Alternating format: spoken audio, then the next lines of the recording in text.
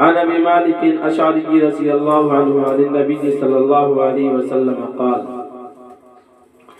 ان في الجنة غرفا يرى ظاهرها من باطنها وباطنها من ظاهرها اعدها الله لمن اطعم الطعام وافشى السلام وصلى بالليل والناس نيام۔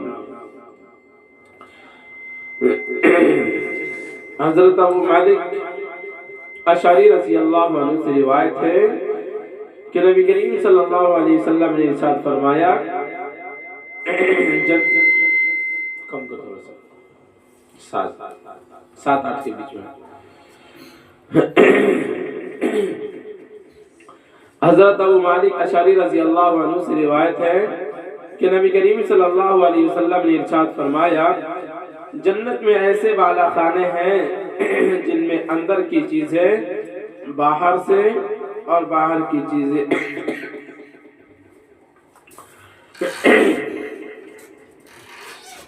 اور باہر کی چیزیں اندر سے نظر آتی ہے۔ یہ بالا خانے اللہ تعالیٰ نے ان لوگوں کے لیے تیار فرمائے ہیں جو لوگوں کو کھانا کھلاتے ہیں، خوب سلام پھیلاتے ہیں اور رات کو اس وقت نماز پڑھتے ہیں جب لوگ سو رہے ہوتے ہیں۔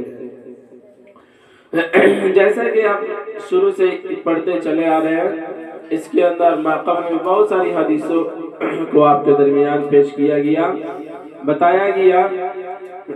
اس حدیث کے راوی حضرت ابو مالک رضی اللہ تعالیٰ عنہ ہے۔ یہ صحابی رسول بیان کرتے ہیں کہ نبی کریم صلی اللہ علیہ وسلم نے ارشاد فرمایا، جنت میں ایسے بالا خانے ہیں جن میں اندر کی چیزیں باہر سے اور باہر کی چیزیں اندر سے نظر آتی ہے۔ مطلب یہ کہ اس کو اتنا بہترین بنایا گیا، اتنا بہترین اس کو سنوار کر بنایا گیا ہے جس کے اندر اور باہر کی چیزیں دکھنے لگتی ہے۔ باہر اگر آپ رہتے ہیں تو اندر کی چیزیں دکھے گی، اندر رہتے ہیں تو باہر کی چیزیں دکھے گی، اتنا اس کو صاف اللہ رب العزت نے بنا رکھا ہے۔ اس کے بعد یہ بیان کیا کہ بالا خانے اللہ تعالیٰ نے ان لوگوں کے لیے تیار فرمائے ہیں جو لوگوں کو کھانا کھلاتے ہیں۔ کیا کرتے ہیں؟ جو لوگوں کو کھانا کھلاتے ہیں، خوب سلام پھیلاتے ہیں اور رات کو اس وقت نماز پڑھتے ہیں جب لوگ سو رہے ہوتے ہیں، یعنی کہ تہجد کی نماز پڑھتے ہیں۔ تو اس حدیث کے اندر سلام پھیلانے، لوگوں کو کھانا کھلانے کی بھی فضیلتیں بیان کی گئی کہ اگر کوئی غریب مسکین فقیر ہے تو اس کو کھانا کھلانے سے بھی اللہ رب العزت کیا ہوتے ہیں؟ راضی ہوتے ہیں۔ اگلی حدیث دیکھتے ہیں۔ عن سہل بن سعد رضی اللہ عنہ قال جاء جبریل الى النبي صلی اللہ علیہ وسلم فقال یا محمد عش ما شئت فإنك میت واعمل ما شئت فإنك مجزی واحبب من شئت فإنك مفارقه واعلم ان شرف المؤمن قيام الليل وعزه الاستغناء وأعزه استغناء عن الناس۔ حضرت سہل بن سعد رضی اللہ عنہ فرماتے ہیں کہ حضرت جبریل نبی کریم صلی اللہ علیہ وسلم کی خدمت میں حاضر ہوئے اور عرض کیا، محمد صلی اللہ علیہ وسلم آپ جتنا بھی زندہ رہیں ایک دن موت آنی ہے، آپ جو چاہے عمل کریں اس کا بدلہ آپ کو دیا جائے گا، جس سے چاہے محبت کرے آخر ایک دن اس سے جدا ہونا ہوگا۔ جان لیجئے کہ مومن کی بزرگی تہجد کے پڑھنے میں ہے اور مومن کی عزت لوگوں سے بے نیاز رہنے میں ہے۔ یہاں اس حدیث کے اندر بھی بہت عمدہ باتیں بیان کی گئی۔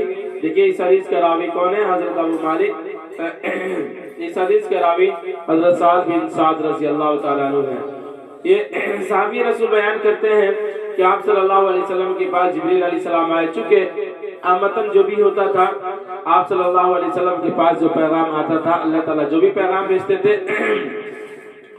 تو پیغام کی تو دو صورت ہوتی تھی، ایک تو وحی کے ذریعے نازل ہو گئی اور ایک جبریل علیہ السلام کیا ہوتے تھے وہ لے کر آتے تھے، ٹھیک ہے نا۔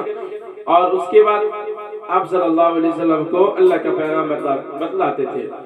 تو ایک مرتبہ آتے ہیں اور بیان خدمت میں حاضر و عرض کرتے ہیں اے محمد صلی اللہ علیہ وسلم آپ جتنا بھی زندہ رہیں ایک دن موت آنی ہے. کیا کہتے ہیں کہ آپ جتنا بھی دن زندہ رہنا چاہتے ہیں رہیں، لیکن آپ ایک بات جان لیجئے کہ ایک دن موت آنی ہے تو آنی ہے. آپ جو چاہے عمل کریں، یعنی آپ جو چاہے اس دنیا کے اندر تو آگے ہے نا، آپ کو جو من میں آئے کیجئے، کوئی دقت کی بات نہیں ہے بھائی. آپ جو چاہے عمل کریں اس کا بدلہ تو آپ کو دیا جائے گا. سمجھ رہے نا بات کو؟ یعنی ظاہر سی بات ہے جس طرح کا عمل آپ کرتے ہیں اس کا بدلہ تو آپ کو دیا جائے گا. اب آپ کی مرضی ہے، چاہے تو اچھے عمل کرے، چاہے تو پھر کیا ہے مطلب وہ چیزیں یہاں نہیں ہے. بٹ کیا ہے کہ اللہ تعالیٰ نے جب انسان کو اس دنیا کے اندر بھیج دیا تو اس کو عقل بھی دیا نا، کہ جس طرح سے تم اور چیزوں کے اندر تمیز پیدا کر سکتے ہو، اسی طرح اچھے اور برے کے اندر اور اللہ کی عبادت کیا ہے اس کے اندر بھی تو تمیز پیدا کرو نا. اس کو تم چھوڑ دیتے ہو اور چیزوں میں تمہارے لیے دماغ ہے، اور اللہ کی عبادت اور اللہ کی وحدانیت پہچاننے کے لیے تمہارا دماغ نہیں ہے. یعنی تم نہیں سوچ سمجھتے، تم سمجھتے نہیں ہو. تم دماغ لگاتے ہو بھائی اس طرح کی جو مکانات کھڑے ہوئے ہیں تو بیلا کسی مستری کے بغیر کسی مزدور کے نہیں کھڑا ہوا ہوگا. تو تم اتنا جان لو کہ جس نے پوری زمین کو بچھا دیا، آسمان کو پھیلا دیا، پھر اس کے بعد اس زمین کے اوپر ہونے والے رد و بدل کو جو تم رات و دن دیکھ رہے ہو، تو کیا یہ اپنے سے ہو رہا ہے؟ اس کے پیچھے بھی تو کوئی نہ کوئی مالک ہے. اس کا نہ کوئی تو ضرور مالک ہو رہا ہے اس کا مالک. تو اس کے اوپر غور نہیں کرتے ہیں، جس کی وجہ سے اللہ کی وحدانیت انہیں سمجھ میں نہیں آتی ہے. اگر سمجھ لیں، غور کر لیں تو پھر ان کی زندگی یہیں سے سنور جائے گی. ہزاروں معبودوں کی پرستش کرنا چھوڑ دیں گے. بتایا یہاں پہ کہ آپ جو چاہے عمل کریں اس کا بدلہ آپ کو تو دیا جائے گا. جس سے چاہے محبت کرے، آخر ایک دن اس سے جدا ہونا ہوگا. اس سے ایک دن جدا ہونا ہے. سمجھ لیں نا بات کو؟ آپ دنیا میں کسی سے بھی محبت کر لیجئے، خواہ وہ کوئی بھی ہو، ایک نہ ایک دن اس سے جدا ہونا ہے. اور جدا ہونا ہے تو ہونا ہے. جان لیجئے کہ مومن کی بزرگی تہجد کے پڑھنے میں ہے، اور مومن کی عزت لوگوں سے بے نیاز رہنے میں. سمجھ رہے نا؟ یعنی کہ مومن کی عزت سب سے زیادہ محفوظ اس وقت رہتی ہے جب وہ کیا کرے، لوگوں کے سامنے ہاتھ نہ پھیلائے، لوگوں سے مانگے نہیں. آج کل لوگوں کی یہ بہت بری عادت بن چکی ہے کہ وہ جو بھی ضرورت ہوتی ہے اپنے مالک حقیقی کو چھوڑ کر اور بندے کے پاس جا کر ہاتھ پھیلاتے ہیں، مانگتے رہتے ہیں، جس کی وجہ سے ان کی زندگی میں بہت ساری چیزیں ایسی ہوتی ہے جو نہیں مل پاتی ہے. سمجھ رہے ہیں بات کو؟ اگلی حدیث ہے عن عبداللہ بن عمرو بن عاصم عن عبداللہ بن عمرو بن عاص رضی اللہ عنہما قال قال لي رسول اللہ صلی اللہ علیہ وسلم یا عبداللہ لا تکن مثل فلان كما يقوم من الليل فدرك قيام الليل. حضرت عبداللہ بن عمر بن عاص رضی اللہ عنہما فرماتے ہیں کہ رسول اللہ صلی اللہ علیہ وسلم نے مجھ سے ارشاد فرمایا، اے عبداللہ تم فلاں کی طرح مت ہو جانا کہ وہ رات کو تہجد پڑھا کرتا تھا پھر تہجد چھوڑ دی. فائدہ مطلب یہ ہے کہ بلا کسی عذر کے اپنے دینی معمول کو چھوڑنا اچھی بات نہیں ہے. اس حدیث کے اندر بھی بہت عمدہ بات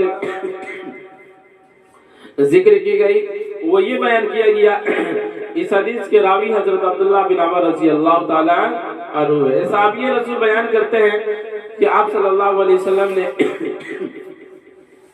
ان سے مخاطب ہو کر فرمایا، اے عبداللہ تم فلاں بندہ کی طرح مت ہو جانا. یعنی کہ ذکر کسی لوگ کی طرف اشارہ کیے ہوں گے اور کہتے ہیں کہ تم فلاں بندہ کی طرح مت ہو جانا کہ وہ رات کو تہجد پڑھا کرتا تھا اور پھر اس نے تہجد چھوڑ دی، یعنی پڑھنا بند کر دیا.